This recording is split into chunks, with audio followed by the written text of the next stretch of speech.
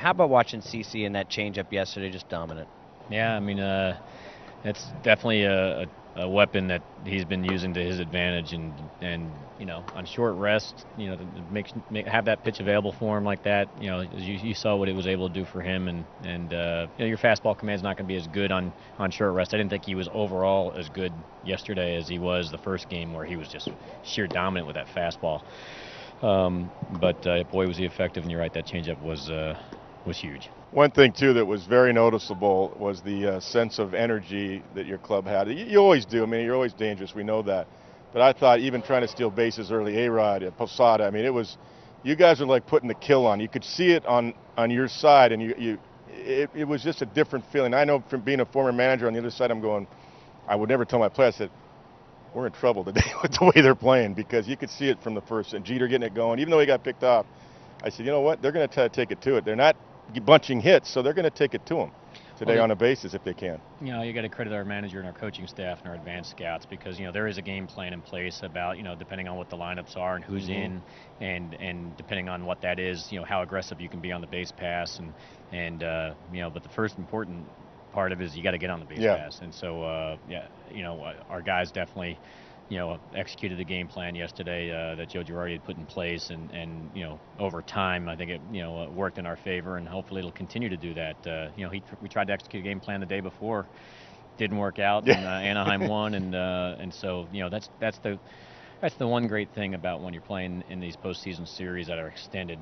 It gives everybody who loves this great game a chance to kind of really get a peek inside about what both teams are trying to do to each other, what they're trying to exploit, if they're successful in exploiting it or not, and then questioning whether were they right to try that or not try that. And you don't have to hear a Mike Scioscia or a Joe Girardi or the people involved to kind of explain why. You can kind of get a feel for it as the games unravel. So it's real exciting stuff if you really are into the intricacies of baseball, and so the series continues. We have to win one more game.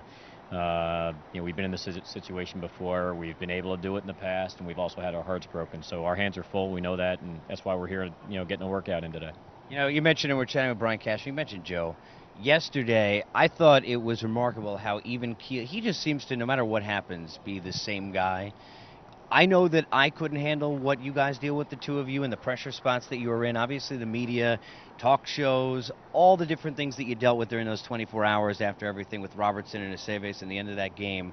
To come back and bounce back yesterday, did you chat with him? I mean, how is he able to do that? And you do the same thing as well, staying even keel throughout what happens with the media. He has come a long way. I'm so proud of him. I mean, last year, he felt at times, I think, compelled to explain himself, like, hey, this is why, and don't you get it? And maybe that type of, which you want to, you can get a little defensive, because you do what you think is right for a reason, clearly, and then to be put in a position to have to, unfortunately explain something that didn't work out, and we're all human, and to see Joe respond the way he did in the post game after Game 3 and the pregame before Game 4, in such, what I thought I did was right. It didn't work out. I got to live with that. But I was prepared. I gathered all my information, talked to my coach and staff, and it's time to live with my decision making. And it's genuine. It's sincere. It's c'est la vie. That's life. And to be able to be in a position now to accept that and understand, all right, it's time to move forward. That's yesterday, this is today.